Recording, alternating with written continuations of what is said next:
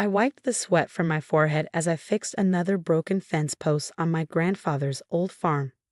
From here, I could see my sister's mansion on the hill, its white columns and manicured lawns a stark contrast to my weathered farmhouse and dusty fields.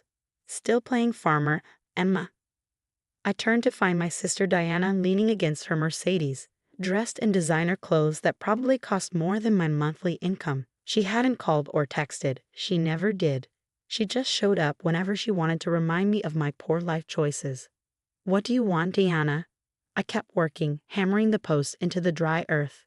"Mom and Dad wanted me to check if you finally come to your senses." She wrinkled her nose at the smell of fresh manure. "You can still sell this worthless plot and come work at the family investment firm. Even an entry-level position would be better then." She gestured vaguely at the farm. I had heard this speech 100 times since Grandpa Jack died 3 years ago. He left the family's prestigious investment firm to my parents and sister, but willed his struggling 200-acre farm to me. Everyone thought he was punishing me for not joining the family business. Only Grandpa and I knew the truth. "The farm's not for sale," I replied just like always. "Grandpa wanted me to have it." Diana laughed, the sound sharp and cruel. "Yes, because you were his favorite failure. The brilliant Stanford graduate who chose to play in the dirt instead of making real money." She wasn't wrong about Stanford. I graduated with honors in environmental science and agricultural engineering. My family had expected me to leverage that degree into a cushy corporate job. Instead, I'd fallen in love with Grandpa's sustainable farming techniques and his strange obsession with the land's geology. "Some things are worth more than money, Diana." "Really?" She raised a perfectly manicured eyebrow. "Is that why your clothes are from Target and you drive a truck that's older than you? Face it, Emma. Grandpa played a cruel joke leaving you this dust bowl." I thought about the secret project Grandpa and I had worked on during my college summers. The soil samples, the geological surveys, the late-night discussions about what might lie beneath these worthless fields. But I kept my face neutral. "Don't you have some hostile takeover to manage?" "Actually," she smirked, "I just closed a deal worth $50 million. What did you make this month?" "Enough to keep the lights on." The truth was, the farm barely broke even. But Grandpa's last words kept me going. "Patience, Emma. The real treasure isn't always what you can see on the surface." Diana's phone chimed, probably another important business call. "Think about the offer, Emma. Mom and Dad won't keep it open forever." She climbed back into her Mercedes, sending up a cloud of dust as she drove away.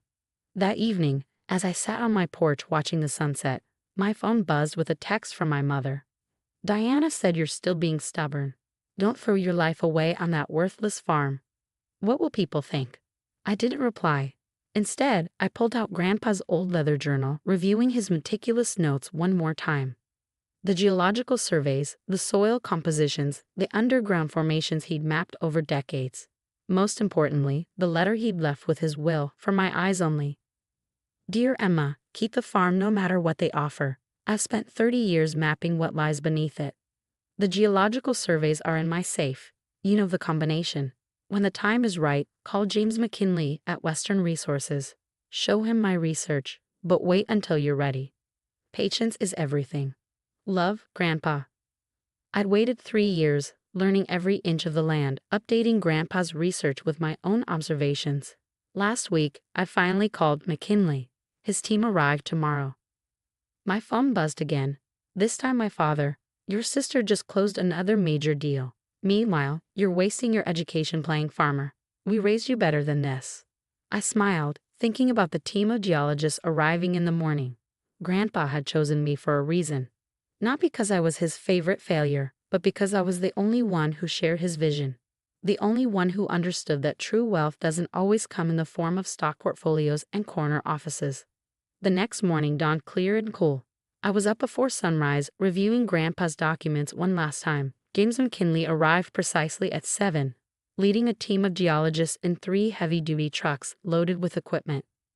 "Miss Bennett," he shook my hand firmly.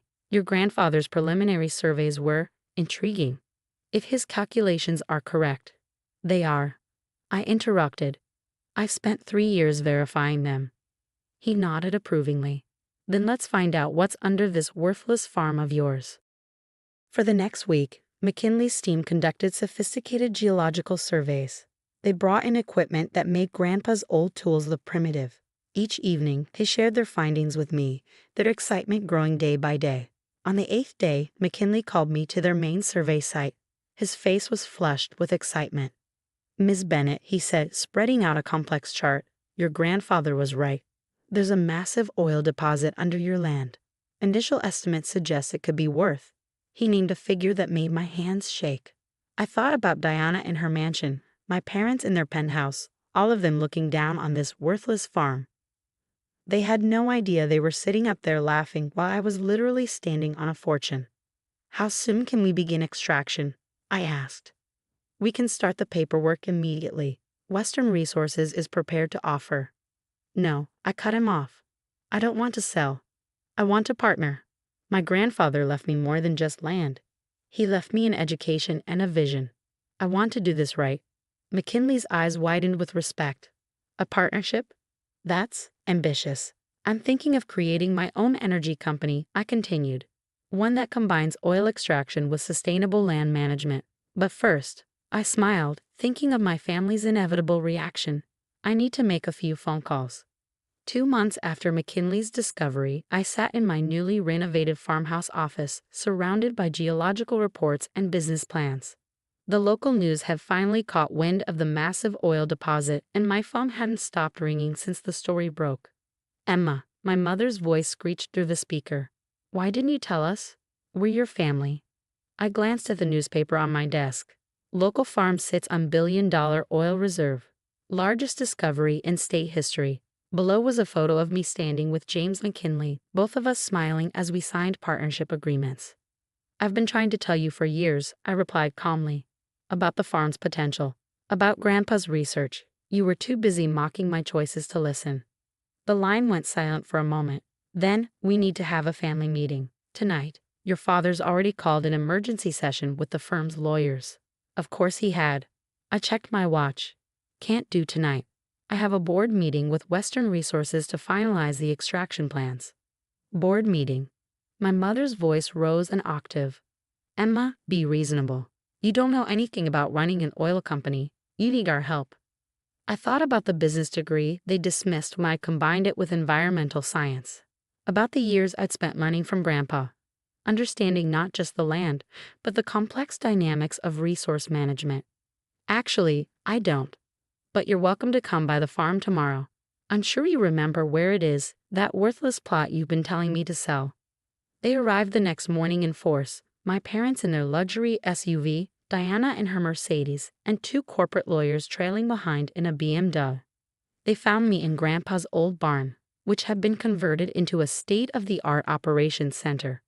Diana's eyes widened at the wall of monitors displaying geological data and drilling projections.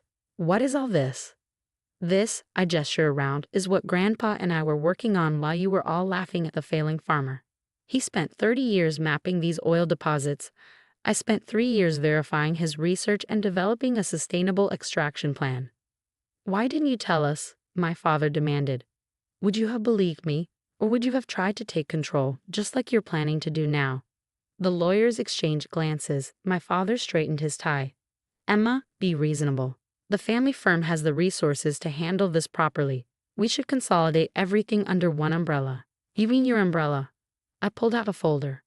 "By the way, I had my own lawyers draw up some papers. A restraining order preventing the family firm from attempting any hostile takeover of my operations." Deanna laughed, but it sounded forced. "You can't be serious. You're going to try to run an oil company by yourself." "Not by myself." I pressed a button on my desk, and the barn's large screen lit up with a video call. James McKinley's face appeared, along with several Western Resources executives. "Ready for the morning briefing, Ms. Bennett?" McKinley asked. "Just wrapping up a family matter," I replied. "I'll be with you in 5 minutes." After I ended the call, my mother stepped forward, her voice honey-sweet. "Darling, we're just trying to help. We're family. We should share in this together." "Share?" I pulled out Grandpa's journal. "Like you shared in the farm work? The research? The years of being called a failure?" "That was different," Diana protested. "We didn't know." "Exactly. You didn't know because you didn't care. You were too busy looking down from your mansion to see what was right under your feet. My father's face hardened. We can do this the easy way or the hard way. That oil belongs to the family. No, I said firmly. It belongs to the person Grandpa trusted with his legacy. Me. I handed them each a copy of my new business plan. Bennett Sustainable Energy, a company that combines oil extraction with environmental preservation. I'm not just pumping oil. I'm revolutionizing how resource extraction can coexist with sustainable agriculture. They stared at the documents, at the billions in projected revenue, at the innovative techniques I'd developed combining my environmental science background with Grandpa's research. You can't do this alone, Diana insisted. I'm not alone.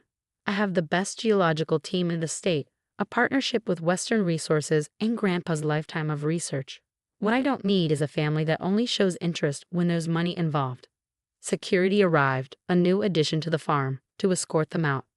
As they walked to their cars, I called out, "Oh, and Diana, about that mansion on the hill? I just bought all the surrounding land. You're going to have a great view of my oil derricks." The next year transformed everything. Bennett Sustainable Energy became a model for environmentally conscious resource extraction. The farmland still produced crops, now watered by a sophisticated irrigation system. Solar panels powered our operations, and a portion of our profits went to environmental research. Deanna sold her mansion. Apparently, the constant reminder of my success was too much to bear. My parents made several attempts through their lawyers to claim partial ownership, but Grandpa's will was ironclad. Last week, I received an invitation to speak at my old high school's career day. The topic? Innovation in agriculture and energy, breaking new ground. I thought about declining, but then I remembered all the other kids out there whose families might be mocking their dreams. I stood at the podium, looking out at young faces filled with hope and uncertainty. Sometimes, I began, the richest things in life are right under your feet. You just have to be patient enough to find them, and brave enough to stand your ground when others tell you you're wrong. After the speech, a young girl approached me. "My parents say farming is a waste of time," she said quietly. "They want me to be a lawyer." I handed her my card. "Come visit the farm. I'll show you how one person's waste of time can change the world." That evening, I sat on my porch just like I used to, but the view was different now. Oil derricks rose in the distance, each one using technology that minimized environmental impact. The fields still grew crops, proof that progress doesn't have to destroy tradition. My phone buzzed. Another message from Diana. "Dad's firm is struggling. We could really use your help." I smiled and typed back, "The farm's hiring. Entry-level positions start at the bottom, just like I did." She didn't reply, but that was fine. I had work to do. Grandpa's journal sat open on my lap, and I was adding my own notes now. Someday I'd pass this knowledge on to someone else who understood that true wealth isn't just about money. It's about believing in something everyone else calls worthless. After all, sometimes the best revenge isn't just proving them wrong. It's proving yourself right in ways they never imagined possible.